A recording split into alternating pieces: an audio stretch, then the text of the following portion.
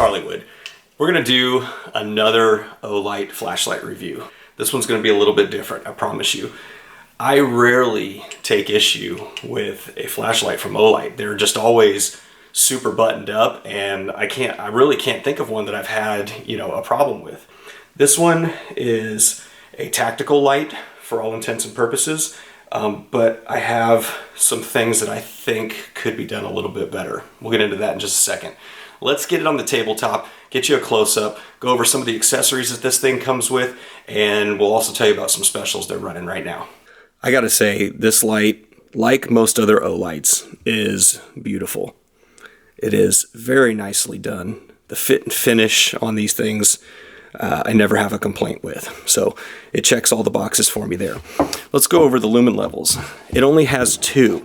Some people are actually going to find this very refreshing. Instead of having multiple modes that you have to go through, this one has a 300 lumen mode and a 2000 lumen mode, and you can see the respective run times there. It's impact resistant up to 2 meters. We are going to test that. I'm going to take this outside and drop it on concrete. And it's IPX8 rated for 2 meters of water resistance.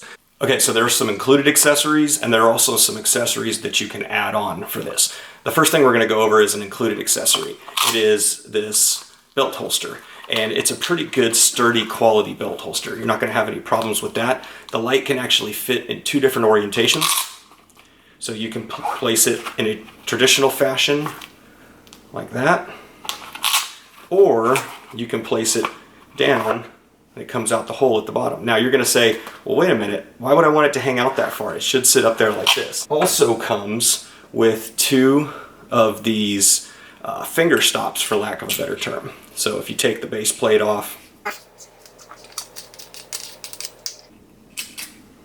slide your finger stop on there, or your hand stop. And this is where you get into more of that tactical use application for it. You get a little more grip surface if you needed to strike, but it also keeps it from dropping out the bottom quite so much. Now it's nice and flush across the top, fits in there beautifully. Very nice packaging, like most Olights do. Here is a closer look at that finger stop there, and there's 2 different types. So here's the other one. This one is rubberized, and this one is just your raw aluminum with a little bit of profile difference. Okay, let's talk about this clip for a second. I would not call this a pocket clip. This light is much too big to fit in a pocket. However, it does come with a clip in case you wanted to attach it to a piece of gear, a backpack or something like that. You see this notch on the top here, and if you get it in the light just right, you can see there's a little groove right there.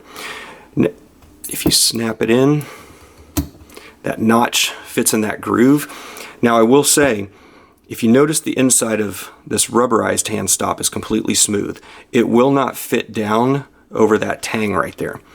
If you want to use this in conjunction with one of the hand stops, it has to be this one. You can see that notch. Let's get the camera to focus. You can see that notch cut out right there.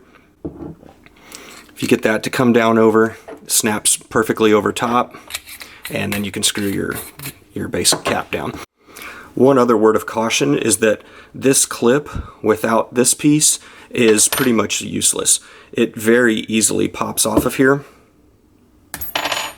if you don't have that securing that tang on the top. So if you want to use this clip, it must be in conjunction with this hand stop. Alright, so it does come with one of Olight's 3.6 volt 18650 batteries, 3000 milliamp hours. Have a few of those, never any problems with those. Let's talk about some of the accessories that you can buy. There is a pressure pad, and if you notice, it is magnetic. Now, it is a strong magnet, I will give it that. You can see I'll just kind of lay it on my finger here, and it jumped all the way from there. It is a pretty strong magnet. I mean, I can shake it just by holding it here. It's not going to fall off, but I don't know that I would use this in a quote-unquote tactical situation. If you're playing airsoft, go for it. If you're betting your life on it, maybe not so much. All right, the next thing is a Picatinny rail adapter.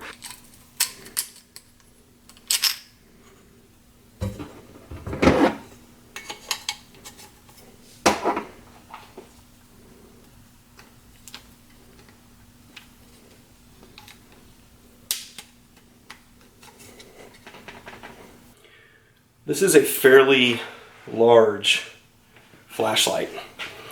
And I guess that's probably a good segue into some of my constructive criticism. So this thing is a little bit big, in my opinion, for a weapon-mounted light.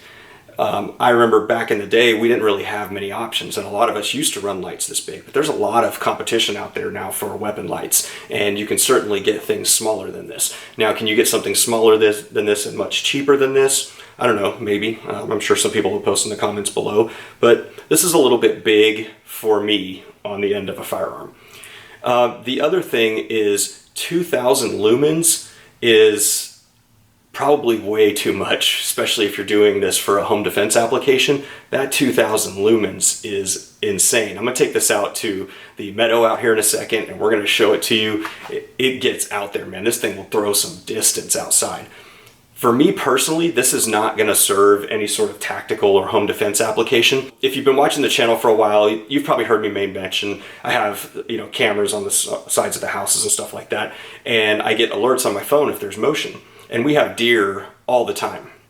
And usually when one of those alerts goes off, if I see a deer on camera, I'll go to the window or go out the back and I'll shine this out, way out to the back of the property or down the driveway, and I can, you know, get that eye shine on the deer. This is perfect for that. I'll show you. It's got this really good hot spot and it reaches way, way out there. So that is the purpose this is gonna serve for me. All right, so we're gonna drop test this bad boy. It is rated for 2 meters. I'm 6 foot tall. I'm gonna drop it from head height. Now, a couple other people have reviewed this light. I'm actually a little bit late this time on my review with this. Some people have done drop tests on it. Mr. Guns and Gear did one, but I gotta call him out. He didn't do it right.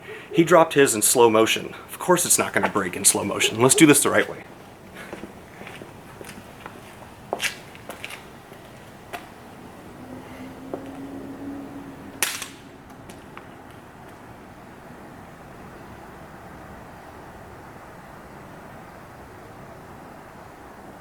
Oh, the cap was loose. Scared me for a minute. All right.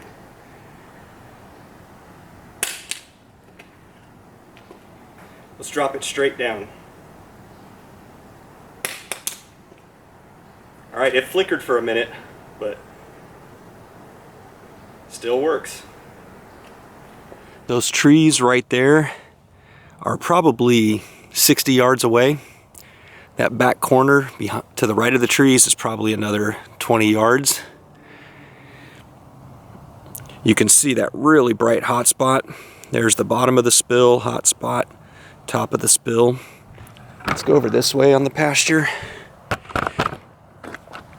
Now those trees right there are probably 80 yards away.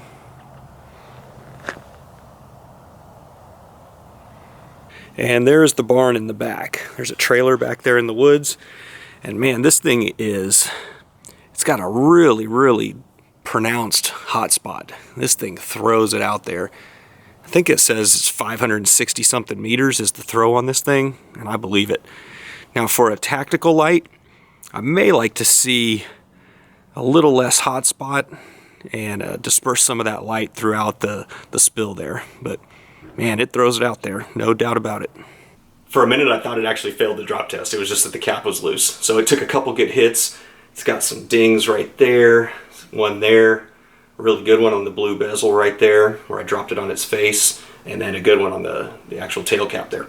So it does have the magnetic tail cap for charging, so it comes with one of their magnetic chargers. And the interface on this is actually really nice. I mentioned it's just the 2 modes. It's half press for 300 lumens, and if you hold it for a second it'll stay on that, or a full press gets you that 2,000 lumens. Now it has a tactical mode. If you unscrew the cap so that the button is not working, see if I can do this, hold the button down, it's a little bit challenging, screw it back in. All right, now a half press is the 2,000 lumens and a full press is strobe. So it's more of a tactical application. I kind of wish in this tactical mode that half press had been the 300 lumens with a full press being the strobe. But it could just be my personal preference. You may like it like this. So this thing typically retails for $129. Right now, for the next 2.5 days, I believe, at the time of publishing this video, this thing is $85. So that's it, guys. The new Warrior X. I'll post a link in the description below where you can get it. Thank you for watching, guys. If you like this video, hit that subscribe button below. Lots more videos to come, and we'll see you in the next one.